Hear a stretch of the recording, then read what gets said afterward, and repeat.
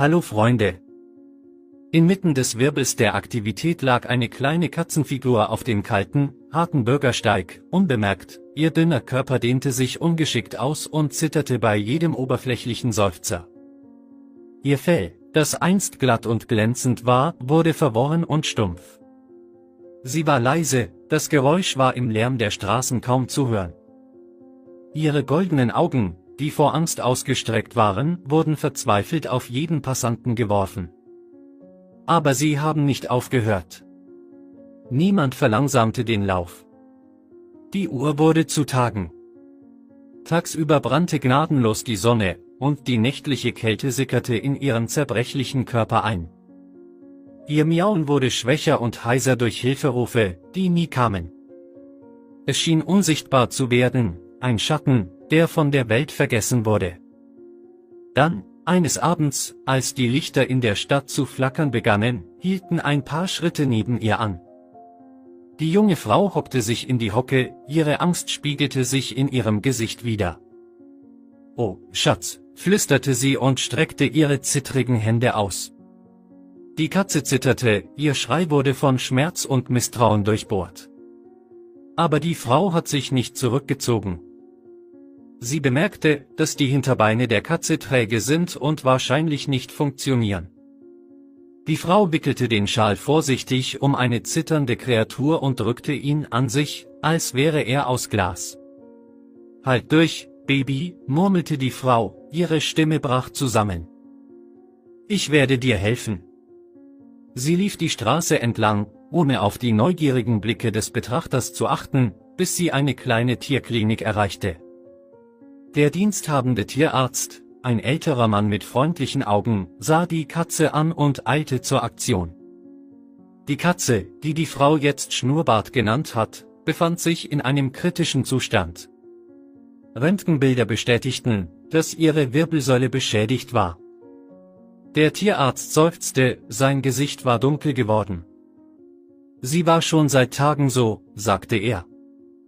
»Sie hat Glück, dass du sie rechtzeitig gefunden hast.« Die Frau blieb bei jedem Eingriff in der Nähe von Whiskers und flüsterte Trostworte zu. Obwohl der Tierarzt sie warnte, dass Whiskers vielleicht nie wieder laufen könnte, weigerte sich die Frau, aufzugeben.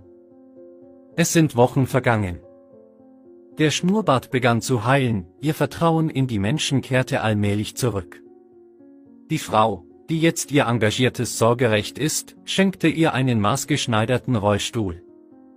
Als der Schnurrbart es zum ersten Mal probierte, jubelte die Frau unter Tränen. Hallo Freunde! In einem kleinen, gemütlichen Haus lebte ein kleines, neugieriges Kätzchen namens Milo. Milo war voller Energie und Liebe, geriet aber wegen seiner Streiche oft in Schwierigkeiten. Die Gastgeber, Mr. und Mrs. Johnson, haben ihn manchmal allein auf der Toilette eingesperrt, damit er nicht lief herum und störte ihren kostbaren Traum nicht. Milo hasste es, eingesperrt zu sein, und jedes Mal, wenn sich die Tür schloss, füllte sich sein Herz mit Traurigkeit und ließ ihn in der Dunkelheit zurück. Das arme Kätzchen miaute und kratzte an der Tür und wollte befreit werden. Aber seine Schreie wurden nicht gehört, und niemand kam ihm zu Hilfe. Er konnte 10 bis 12 Stunden in diesem einsamen Raum verbringen, und das wurde für ihn zur Norm. An einem schicksalhaften Tag, an dem die Sonne hinter dem Horizont verschwunden ist, Milo war wieder in der Toilette eingesperrt. Erschöpft durch seinen unerbittlichen Lauf brach er in eine Ecke zusammen, sein winziger Körper war belastet, die Traurigkeit, die er innerlich trug. Unbemerkt für ihn bereitete das Schicksal etwas Unerwartetes vor.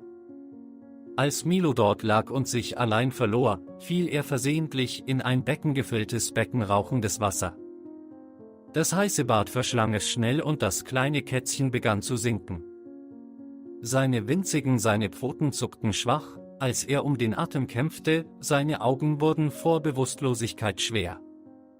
Nach den Umständen, als Milo dem Wasserdruck erlag, die Besitzer beschlossen, die Tür zu öffnen. Ihre Herzen wurden zusammengeschrumpft, als sie das Schauspiel sahen, das sich ihnen öffnete. Dort, unter der Oberfläche, lag ihr geliebter Milo, unbeweglich und leblos.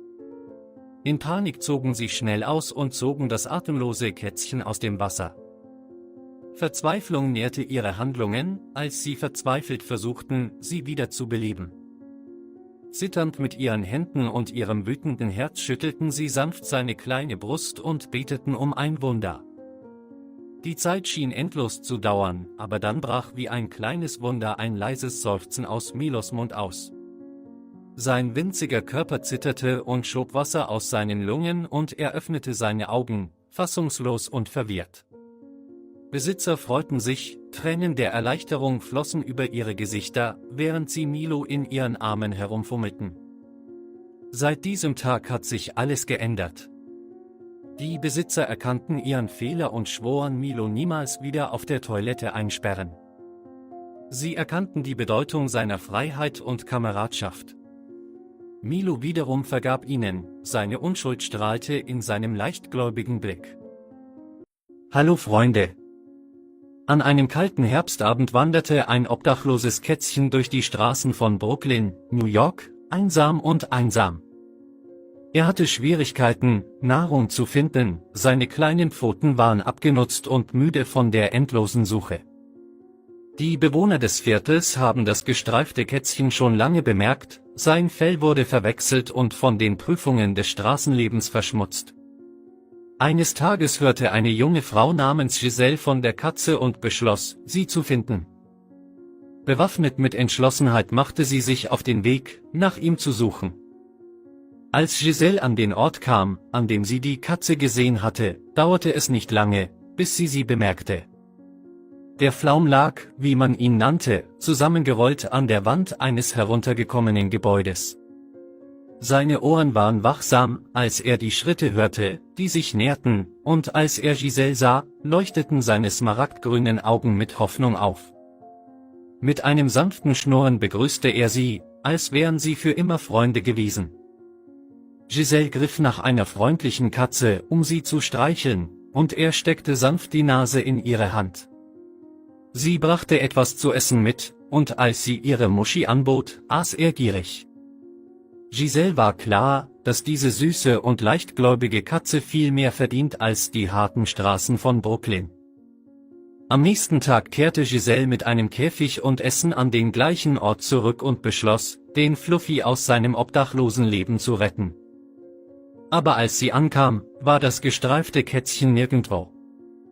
Die Angst drückte ihr Herz zusammen, als sie seinen Namen rief und trotz aller Hoffnung hoffte, dass er erscheinen würde. Als sie aufgeben wollte, füllte das vertraute Schnurren die Luft und das Flaumchen kam aus der nächsten Gasse, glücklich, ihren neuen Freund wiederzusehen.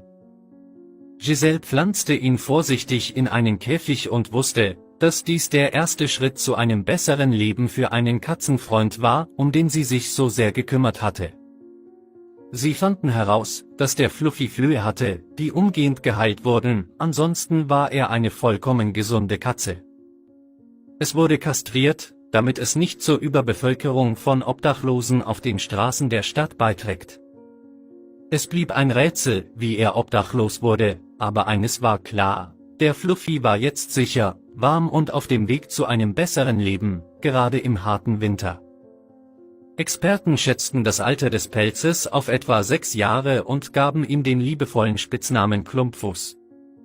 Als er sich in seinem neuen Pflegeheim niederließ, hatte er endlich die Chance, die Liebe und Fürsorge zu erfahren, nach der er sich so sehnte.